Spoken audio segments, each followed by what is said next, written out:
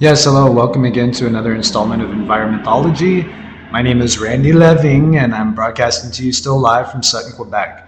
I'm going to touch down a little bit on my executive summary today, just to give those out there who might be more interested in reviewing some of my material, working with me, because after all, I'm campaigning for the very change in an instrument that I developed to help alleviate the detrimental effects that we are bombarding ourselves with through ingesting this pollution from our modes of transportation.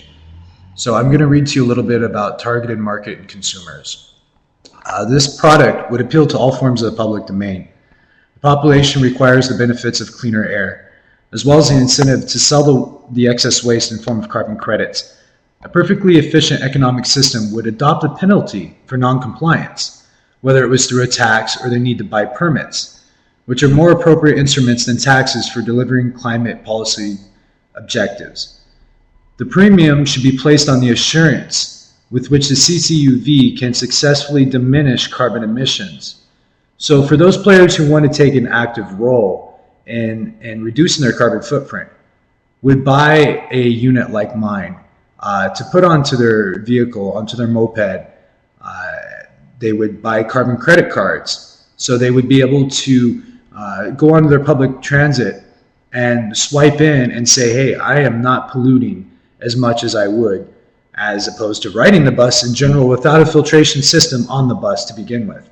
Now this would keep them out of that taxation bracket, and it would allow them as a person in this world having a responsibility to say, hey, I can do something drastic to better the environment around me.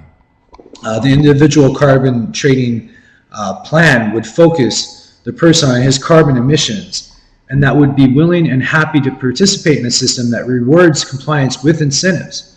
The implementation of such a conscious responsibility could have positive effects on the social behavior of youth regarding the decisions they make about their carbon footprint in the future. So if we can get young people starting to develop this idea in their mind that, hey, we can do something positively, proactively to better our environment, this is only a win-win situation for the future. So as I talk to you now on the camera out there to the world, from my heart, I'm really hoping that there's some like minds out there, some talented individuals who have the same scope of ideas that can help me relate my material, my project further up the chain of command to eventually where we can see this come out. Again, I've spoke to head officials here in Canada who told me this project is 10 years ahead of its time.